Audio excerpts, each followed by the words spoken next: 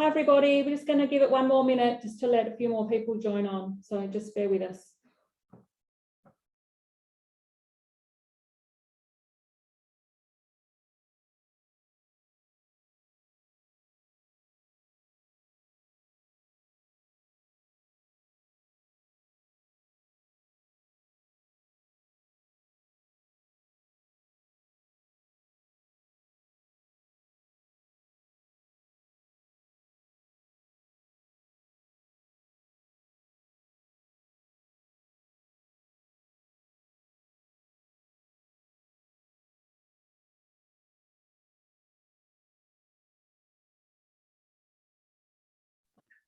Hi everybody, I'm Susie Moyer, the manager of the Resilient Communities team here at WALGA. Thanks very much for joining us for this webinar about the National Disaster Risk Reduction Grant Program.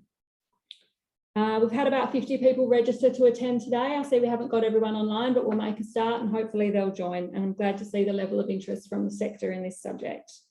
I'm going to straight away, in one moment, hand over to Matthew Fogg, the Acting Executive Manager of the State Emergency Management Committee, for a presentation outlining the National Disaster Risk Reduction Grant Funding Program. And we're also going to be hearing from Keith Squibb, who's the Ranger and Emergency Services Advisor at the town of Port Hedland. He's going to provide an outline of their Ready Hedland project, which was successful in obtaining this grant funding in the most recent round. So with that, I'd like to hand over to Matthew.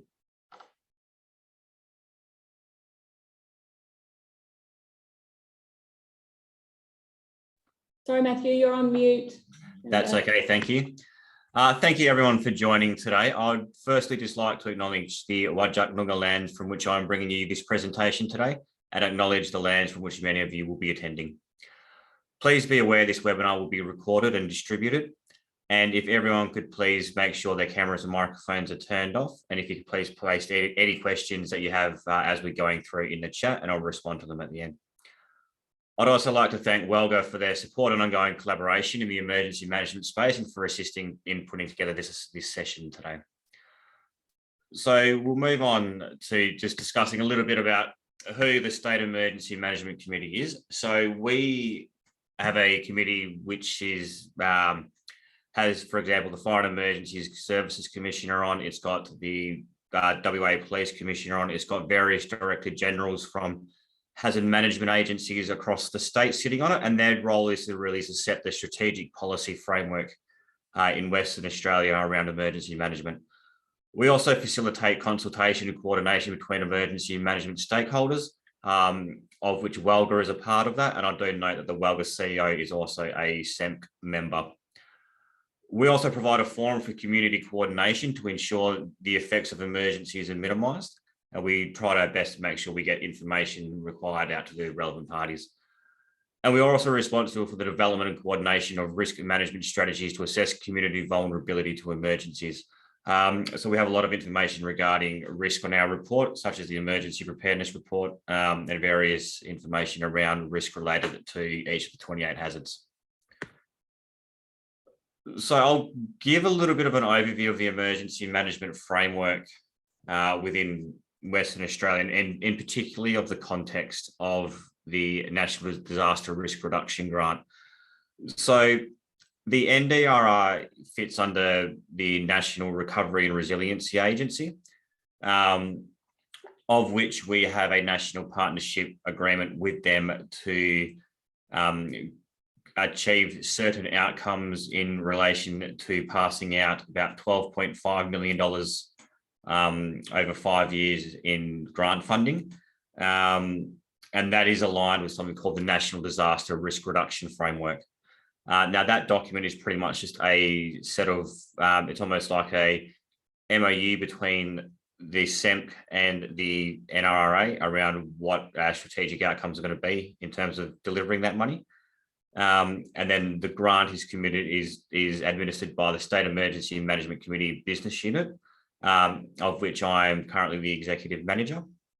And then in terms of eligible recipients, we are looking to hand the money out to local governments, not-for-profits and incorporated agencies, and then also other state agencies and government trading entities may also be eligible. depending on the projects that they've got on. So let's talk about what does risk mean? So what are we talking about when we refer to risk? So we're looking at things that we value. So what we value as a community could be different across different communities, businesses, and government. And it could include things like people, places, buildings, social connections. It could include culture and heritage even. And we're looking at that in the relationship of where they are going to intersect with natural hazards and have an impact from natural hazards. So fire, flood, storm, cyclone, earthquake, tsunami, and heat wave. And when those two intersect, that's where we're talking about we have disaster risk. So what is the impact of natural hazards on what as a society we value? So the NDRR grant program for 2022-23. So we have just under $5 million available for the allocation for this grant round. Normally, our grant rounds are about 2.5 million, but we've had a few underspends with the first two rounds. So therefore, we've pretty much got a double grant round running this time around. So we had the approval to release at the last SEMP meeting on the 11th of March. We released the guidelines and application form on the 25th of March, and the round will close on the 6th of May 2022. From there, we'll have an assessment of applications, which will hopefully run to the 6th of June, and then they will be considered by the State Emergency Management Committee for endorsement with the recommendations that we have submitted to them. So we have between $10,000 and $250,000 available for funding. However, if you have a sector-wide initiative, which I'll touch on in a second, you can go beyond that. So the money cannot be for business as usual activities, and at least a 50% co-contribution to the project's total costs are required, and that can be in cash or in kind. So I'll touch quickly on non-capped funding. So if you wanted to, say, put in an application for over $250,000, there's 5 areas of relevant outcomes you could look for. So the first one is strategic research, which focuses on research that can demonstrably build knowledge, improve decision-making, or inform legislation in policy in relation to natural hazard risk reduction. New technologies, systems, or tools, which would refer to the development of tools, technologies, and/or systems that materially improve coordination, efficiency, and information sharing in relation to risk reduction and management of natural hazards. State and regional resilience initiatives, so activities that improve community resilience and reduce the potential impacts of disasters on communities and infrastructure at a regional, district, or statewide level. I think that's an important one to note, particularly at the local government level, where if you were looking at a program or an initiative and you had the opportunity to go into partnership with another LGA that you share a boundary with, then you might start looking at kind of having a regional resilience initiatives, which would move it above $250,000. You could also get non-capped funding if it's across multiple sectors.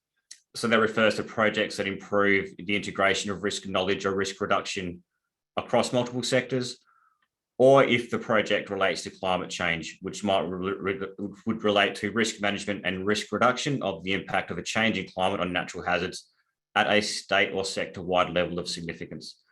So that's another one there. If you were looking at the impacts of climate change and you would have partnered with another LGA, that could well start meeting the criteria for having no cap funding. So I'll move on to project eligibility. So project proposals must address at least one Commonwealth NDRRF priority, one or more of the 13 state priority action areas, and it must be related to one of the 7 managed natural hazards. So the 13 state priority action areas do relate back down to what's in the NDRRF. However, this year we've included 2 specific action areas which are new. The first one is around Aboriginal land, culture and heritage. And that's really looking at projects which will protect Aboriginal identity. It will protect Aboriginal sites, or it will basically carry on Aboriginal culture. An example of that could be traditional burning initiatives, traditional burning research, or it could also include doing risk initiatives around Aboriginal communities or Aboriginal sites to understand the risk. The other area is climate change. So I've spoken about climate change briefly already. That is an area that we are pursuing with a little bit more rigor than we have previously. So if the project has climate change impacts, it's going to be eligible for a grant as well. So further information is available on the NDRR guidelines, which are now available on the SEMC website. And that includes guidance on addressing co-contributions and how to identify and account in-kind contributions appropriately and accurately. You'll see there in bold, it states that we can help you. So we are very keen to assist local governments in their applications going forward. So I myself have removed myself from the assessment panel for this grant. And the reason for that is I would like to be talking with as many applicants as possible and offer my services and advice and help in helping people put together the best applications they can. So basically, I'm happy to speak with any LGAs who have any projects they wish to put forward, if they want to canvass ideas, or if they need advice on how to put an application together, or if they feel that they need some advice around what more can they do to value add. So feel free to contact me. I'll provide some details on how to do that at the end of this webinar. So I'll go through quickly the state priority action areas, which is one of the key focuses of the grant. So the first one is community-focused resilience. So that refers to reducing disaster risk by building communities that can support each other and work together to understand and minimise risk from natural disasters. Communities can strengthen their lifelines by better connecting and working together with appropriate support from organisations, and build on combined community and organisational strengths before and during and after emergencies. Vulnerable and at-risk persons and communities. So this has provided a targeted action to improve natural disaster risk reduction. So this may include people with disabilities, culturally and linguistically diverse persons, or communities that are in remote and regional areas or at significant natural hazard risk. Fostering individual responsibility. So this refers to increasing individual understanding of responsibility with regards to natural disaster risk, and consequently improve risk reduction on the individual level. So this is targeted at an individual awareness level. So this would include your communications campaign, your public facing information campaigns. Then we have business continuity and resilience. So that refers to keeping essential services going, making sure that essential services can keep going for businesses and really keep that local economy ticking over, making sure that supplies and goods are moving through. Security of supply chains and infrastructure. We will touch on a good project out of the Shire of Dundas a little bit later on, but this refers to just ensuring that freight keeps moving. I think we've all seen the impact of natural disasters at local levels at the shopping centres recently, where the supply chain from east to west fell down because of a flood on the rail line. So that's all about making sure that we've got the resiliency within supply chains to keep goods moving through the supply chain. I'll move on to the next slide. So essential services, so alternatives and supply security. That refers to basically your essential services like your mobile phone, broadband, telecommunications, power, water, all those kind of things. So for example, I know that there's been issues around the state regarding losing telephone services during bushfires. The grant would possibly be a way to look at looking at, for example, mobile telecommunications units, that kind of thing. Building codes, legislation and enforcement. So that's looking at the structural integrity of buildings within natural disaster areas. Preservation of heritage and natural environments. This could refer to things like historical sites. It could refer to the risk assessments on environmentally sensitive areas, or the protection of wildlife. Preservation of Aboriginal culture, sacred sites and community. We touched on this briefly just before, but that's all about ensuring that culture, sacred sites and community are strengthened and protected.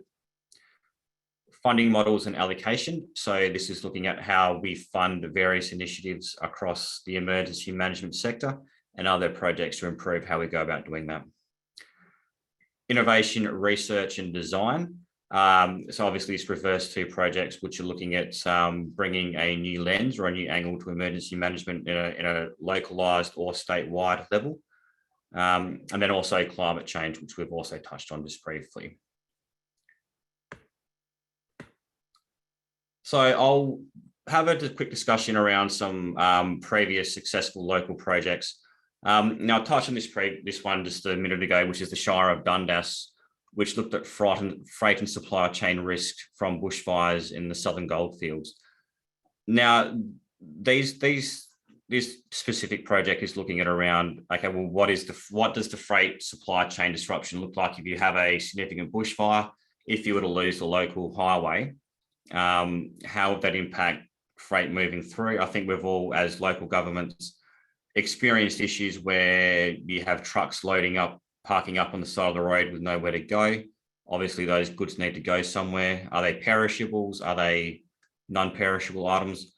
So that was a project which got funding basically to do that level of analysis and then identify how you can go about improving that. How can you build the resilience within that supply chain to keep moving if there was a significant bushfire? Now, another one was regarding $8,000 to the Shire of Woodanilling, which was to do with alternative portable power source for the Administration Office and Welfare Centre. Now, the issue of secondary power, such as generators and alternative power sources, is one that we do hear a lot for. Particularly, it could be around, for example, having contingencies at evacuation centres, or making sure that essential services maintain power if the main power grid is to be knocked out. So that's another example of a project which has previously been given funding. Now I'll move on to, I'd like to introduce Keith Squibb, who's the Ranger and Emergency Services Advisor at the town of Port Hedland. Now, Port Hedland had a successful project just announced a couple of weeks ago regarding Ready Hedland. So I'd like to introduce Keith just to give an overview of that project and give any lessons learned around how they went about their application. Yeah, thanks very much, Matt. Good afternoon, everybody. Thanks for this opportunity. Just to give you a brief history as to why we actually applied for it. It's something that came out of Tropical Cyclone Veronica. What I might quickly do, if I can, is just share this screen with you for a minute. Just bear with me. I'm not used to Zoom here, so share which screen? Hang on, maybe this one. Can you all see that or not? Or what are you seeing? Are you seeing a PowerPoint screen? I can see it, Keith. Sorry? Yeah, we can see it. Thanks, Keith. Yep. Okay, thank you. Good. Okay, so basically, out of Tropical Cyclone Veronica, we had quite a few issues. So we formulated this Ready Hedland thing, which basically is an umbrella or it's a vision, I guess, that the town uses to umbrella community resilience programs. And the first one that's entering into that is this storm surge awareness markers. So I've got to work out how I can move this. Oh, there we go. So basically from the 18th to the 28th of March, last year, in 2019, Tropical Cyclone Veronica was forecast to impact the Pilbara coast very close to Port Hedland as a fairly severe Category 4 system. Leading up to the approach of this system to the coast, the Bureau of Meteorology was forecasting some significant storm tides, of which the final forecast was up to a 9-metre storm tide. Now, for some of you that live down in the sort of southwest, I don't wish to sort of hinder on anything, but basically what this is during the cyclone period in Port Hedland along the Pilbara coast, we can experience some fairly high tides. We were forecast for, I think it was a 7-metre tide on this particular day, with a 2 to 3 metre storm surge. So effectively putting us at a 9 metre storm tide. Now that storm tide would have created a significant amount of inundation to residential areas. That then forced DFIS to issue a significant number of evacuation recommendations to residents, of which 3 door knocks were covered or were undertaken within the area to recommend people move house, go and share with a friend in a higher area, move to the welfare centre, etc. That happened 3 times. The last one happening actually right on the cusp of the issue of the red alert. And when that was issued, there was still 580 people remaining in residence in the inundation area. And of course, that caused a significant amount of issues for the emergency responders. Now, and fortunately for us, the cyclone slowed up. It actually remained stationary for 24 hours. And in doing so, it weakened. It put itself out of alignment with the high tide. So at the time of crossing, all we saw was like a 1 metre storm tide, which was absolutely nothing. So fortunately, that is probably the biggest bullet that the town of Port Hedland is ever going to miss in its entire history, because that would have resulted in a significant amount of fatalities. Now, out of that incident, the one thing that we found was there was a high level of complacency to evacuation warnings. There was a lack of understanding for storm surge and what it means, and also a lack of sense of impending danger, of which all can hinder the responses to any sort of natural disaster. And given the fact that Port Hedland experiences at least 2 cyclones a year, if not more, fortunately, touch wood, we've not seen one this year, which is great. What I'm going to show you now is just a few little maps that were done at the time of the incident depicting the storm surge inundation, just to give you a bit of a visual impact. So on this particular map, this is of the west end of Port Hedland. The blue area is the area of inundation. So you will be able to see the fact that a lot of those streets, including a lot of BHP's infrastructure, goes underwater. To what level? It doesn't matter, because at the main thing is that we did have a level of inundation. This is the border of the sort of Cook Point, Port Hedland area. Again, the blue area showing inundation, which would inundate a significant amount of properties. This area here is our Cook Point area. This one is probably not so bad. Now, all of these, might I add, show a 9 metre storm tide, which is what they were forecasting at the time. And this is the Pretty Pool area. So you can see here a large number of inundation. And that would have, if this had have transpired, it would have created a whole heap of headaches for the town of Port Hedland and emergency responders. So we came up with this project to hopefully give some visual reference as well as some historical reference to people that can go forward and start making decisions based on these.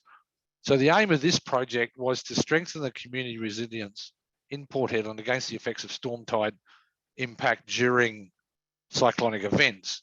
Now, it focuses centrally on communities and the individuals better understanding the risks that they face when it comes to storm surge, the impacts that may ensue and the capabilities that they can actually hold against those risks and impacts. Now, look, there is a limited building defence against tidal forces that we can do. I mean, we have seawalls, et cetera, but some things of certain magnitudes just become impractical to do. So the project seeks preparedness, early evacuation of forms of risk reduction. And throughout the project, we draw on the technical data from recent vulnerability assessments and flood modelling and mapping as such as what I've showed you. And then what the concept of the project is that across 5 key locations across those map areas that I showed you earlier, we will place a storm tide marker that will get surveyed, and it will depict the average storm tide level of about 3 to 4 meters that we can experience here, up to that tropical cyclone level of 9 meters, tropical cyclone Veronica level of 9 meters. People will be standing at this marker. They will see, if they were standing right there, where the water level would be if a storm surge of that magnitude would inundate that area. Then they will also be able to look at a map connected to this, this marker that shows the level of inundation within a radius of that marker. And then if you were to carry on to go to all 5 of those markers, those maps will overlay. So people can identify where they live. Then they can also identify whether they are perhaps in an area of inundation, and then hopefully incorporate planning around storm surges in their own cyclone preparedness plans. And we'll hopefully do this through targeted education campaigns to better understand the risk, and actually the community and the individual responsibility that they have for their own mitigation. Now, excuse me. Throughout this little project that we developed, we had a number of community consultations into this, of which this is why we come up with those storm surge markers. That was the better way to get the message across, rather than social media pamphlets and this sort of thing that we all seem to get bombarded with. Now, SMC asked me to speak on the process of this. Fortunately for us, we got wind of the first round application opening fairly late in the piece. I think it was September last year. So we didn't have a lot of time to put an application together, because we'd already identified this project, but whether or not, and this is probably one of the harder ones, Matt, that maybe from an SEMC level you can take back, is the understanding of whether the project actually meets all the marks or not. Because whilst I might think it, once it goes to approval, it might not. So this is where that I think you mentioned that the SEMC are going to make available people to assist local government, which is great, because we didn't actually have that at the first rounds. But just on the grant timelines from application, awarding and completion, as I mentioned, the prior information of the grant availability wasn't there for the first round, and I think that may have resulted in some of the smaller local governments not pursuing a level of grant. So I'm hoping that this gets it out there that they can actually do that. Now, as far as the awarding goes, I guess, Matt, this is something that the SMC probably needs to look at, and that is that the notification of the awarding of the grant through to the successful signing of the formal grant agreement. And you can correct me if I'm wrong here, that I can't actually start the project until such time as that formal grant agreement has been signed off. So that can have a fairly significant impact on the timelines that were actually put in the application, as the application asks for key timelines, and that can significantly hinder the completion of the project, particularly on large scale projects. And I guess for smaller local governments, this is where it's good to see that the SMC has stepped up and offered assistance, is the level of research that needs to go into the application, particularly for those lower end projects. I mean, well, I call ours a lower end project at 80,000. There were some there, I think the wood kneeling thing of 8,000, that it may be a little bit daunting for the smaller local governments, particularly when some of these grant ones come out on top of an impending emergency season, such as for us it was cyclone season. So we're gearing up for cyclones as well as wanting to put in this. So I guess if there was a yearly timeline as to when the first, second, third rounds come out, that gives people a little bit better idea of planning through those. I guess too that it's whether the local government has capacity that might scare them off, which I think I mentioned earlier.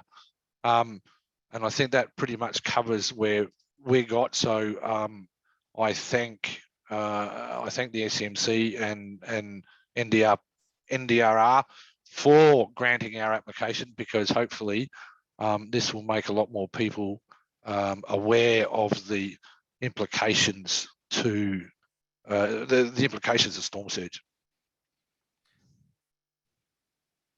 Thanks for that, Keith. And thanks for raising those points as well. I agree wholeheartedly with a few of them, particularly around making sure that smaller LGAs get more support, particularly in putting their applications together. One thing that we find is, if you're putting in for a small grant, like Wood Milling did for $8,000, it would be good to be able to ask the question up front as to whether or not that's going to meet the guidelines or not, or get some direction around that. So that is the level of support that we are looking to provide, and really providing the support in putting those applications forward, and giving some general advice as to whether or not an assessment panel would consider it or not. So while we can't dictate if an assessment panel is going to agree with the project or not, we have a pretty good understanding of what our guidelines are, so we can provide that advice as to whether or not it's going down the right track or not, or provide advice on things that could perhaps add value as well. So thanks for that, Keith. But yeah, I just really want to reiterate that from this point forward, the SCMC is here to help in terms of getting those applications in. So I've got a team of people available to help out. Where available, contact details will be at the end of the presentation. But please, if you need any advice or if you want to talk about any projects, feel free to get in touch. I'll just talk quickly about partnership and collaborative opportunities. So I did touch on this a little bit earlier, but I really want to emphasize it, that where possible, think about whether there may be merit in collaborating with other organisations, state or state agencies, LGAs, universities, the not-for-profit sector, philanthropic organisations, for example, as to whether or not you can improve the scope of your project, you can maximise your outputs, increase your outcomes. So have a good think about whether or not there's someone else you could bring along on the journey with that project, because we've identified a few breeding back through previous rounds where there was linkages between different projects. So have a think about that as well. And then also having those partnerships as well may also assist in addressing co-contribution in cash or in kind. So if you want to have a bigger project but you haven't got the co-contribution to do it, sometimes partnering may increase the in-kind component, which can then actually get the project up and running and have it meet the grant guidelines.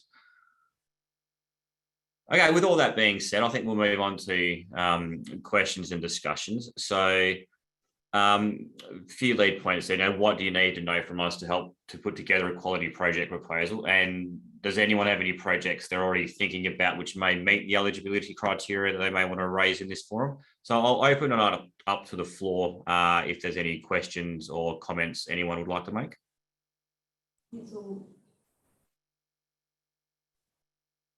So thanks, Matthew. So we don't have any questions or comments at the moment, so we'll just give it a minute just for people to have a think about it. If you've got a question or comment, please type them into the Q&A section or the chat section. So Jackie Parker has raised her hand.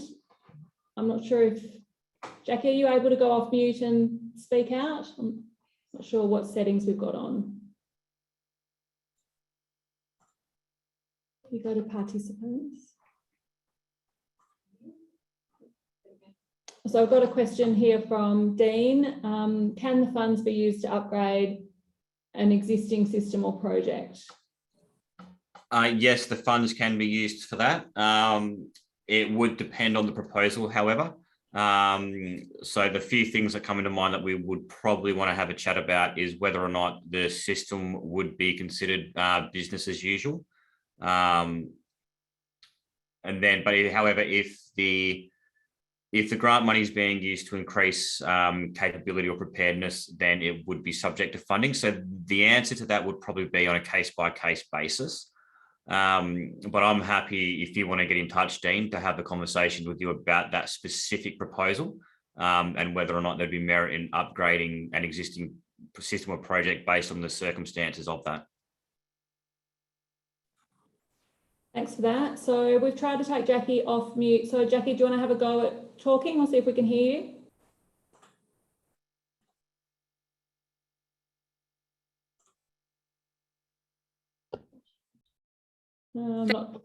Can you hear me now? Oh, yes, we can. Thank you. Yeah, beautiful. So I'm from the Shire of Halls Creek, way in the middle of the Kimberley. I'm wondering, we have a lot of pastoral leases here, and predominantly they are still running cattle to obviously the maximum capacity that they would be able to. Would a project to support them with a non-for-profit to assist them transitioning from cattle rearing into carbon farming fit under this umbrella? I guess the outcome being of a climate change adaptation process there. It would need to relate back to the emergency management and disaster risk of that. It would be possible for there to be something there, but it would have to be framed the right way. Yeah. So if you were looking at, say, for example, doing a risk assessment on one versus the other, that's something that could be considered. But if you were, for example, looking at, say, the economic benefits of one versus the other in terms of trying to get them to change, that might not. So I wouldn't rule it out, but it would depend on the framing around what the outcomes of that project are. Yeah. So I'm happy if you wanted to provide some more information around that. I'm happy to have that discussion. It's just going to be around how you frame it. I think it's got to be positioned the right way to really make that strong argument that it's around emergency management and disaster risk reduction. Sure. So if the background work on the data and what that means, talking cattle farming and carbon farming, if that analysis and data is already there, I guess the project would look like partnering with a non-for-profit to actually do the groundwork with the pastoral lessee holders. Yeah, if we could map it out back into disaster risk reduction. Yeah. I think so. Okay. But I'd be keen to map that out so we can have a logical path towards that. But if the data's already there, so has analysis been done on the data, or is it just the raw data itself? Yeah, no, analysis is done. So it has been implemented in other regions, but not the Kimberley yet. So the Gascoyne's quite active in that area, and it just really hasn't reached its way to the Kimberley. But obviously we know that cattle farming is, one of the #1 climate change, I guess, progresses. So it's really looking to sustainably transition out of what we know is environmentally unsustainable and into a more climate sensitive industry. Yeah, I think there's elements of the concept which would be open to funding, but it would need to be targeted towards specifically around the emergency management side of things. So I think I'll reach out to you offline, but really, I think there's bits that we can take out of it. We just need to frame it and scope it the right way so it goes towards the outcomes. Yeah, I'll reach out to you offline. Thank you, Matthew. Fantastic, thank you. Thanks, Jackie. Okay, so Matt has a question. Can the grant fund a job role to undertake a risk reduction activity, state sector wide? Sorry, a job role? Yes. Yes, it can. So you can use the NDRR funding if you have a project or an initiative that you want to fund. You can use that for salaries and costs as well. There are projects that have previously been awarded the grant which have funded project managers to roll out initiatives and projects. So you can use it for that purpose. Okay, great. And Kate has a question. Would a project to replace a river wall along several local government boundaries qualify? Possibly. It's a tricky one. I'd need some context around it. I would say yes, it could, but it would depend on whether or not what the infrastructure is like now and things like that as well.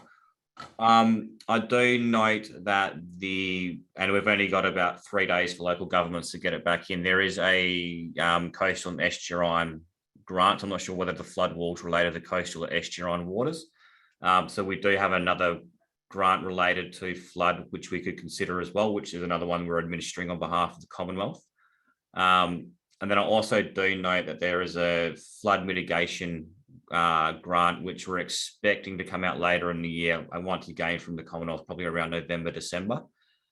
So there's a few grants going around in terms of flood, which might be possibly better suited for rebuilding of infrastructure, particularly if it's going to be quite an expensive wall.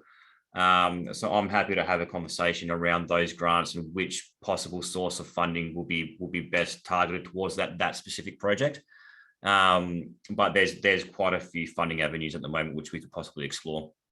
Great, thanks, Matthew. And Kate says she'll reach out separately to you if that's okay to chat that one through. Yeah, fantastic. So Stan is asking, can funding be used for research that might support a future project?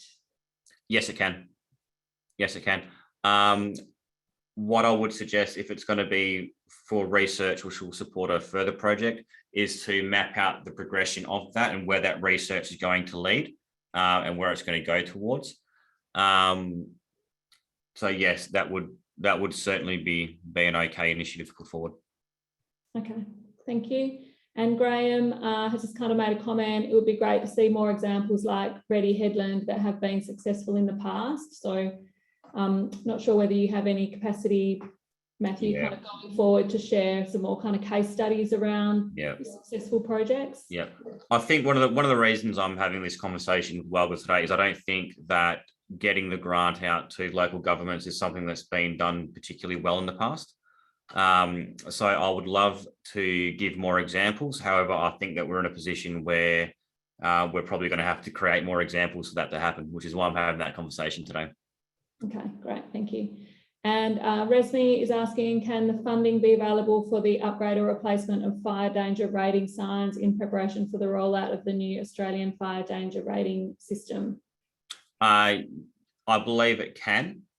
So we had this question come the other day from a local government. So it would meet the criteria for that. And these are projects that we are aware of. I think what I was waiting for was costings around how much the signs would cost for installation and things like that as well. But yeah, no, certainly they would meet the criteria. Yep. Okay, great. So just we'll wait one more minute and see if anyone has any other questions. While we're waiting, I might just mention that at Welga we support an emergency management network. It's really quite simple. It's a Google group, but if anybody online today is not a member of that and would like to join it, we do always share grant funding opportunities and our webinars and so on. So you can just send an email through to em@welga.asn.au to be joined to that. And we also have a monthly newsletter where we share this kind of stuff about the work that we're doing and so on. So I'm not seeing any other questions come through. So I think I will take the opportunity to thank Matthew and Keith for presenting today. That was really great. Thank you, Keith, for letting us know about the Ready Headland project. And thanks, Matthew, for being available. Hang on, we've got one more, have we? My glasses back on. Matthew, are you able to share your contact details? Yeah, they're on the screen now. So if you just email that inbox, I will likely give a call, or one of my team will give a call and reach out and get that help going. Okay, we are very happy to help any local government that has a project they want to get submitted. So, yep. Lovely, thank you. So that's sent.grants@dfs.wa.gov.au. So with that one, thank you everybody for taking the time to attend today. We'll send out the presentation over probably next week. And I hope you all have a lovely Easter break and stay safe and well, and good luck with your applications. Feel free to reach out to Walga as well if there's anything else you'd like us to assist you with on this one, or back to Matthew at the SENT Business Unit. All right, thanks everyone. Thank you, everyone. Thanks, Matthew. Goodbye.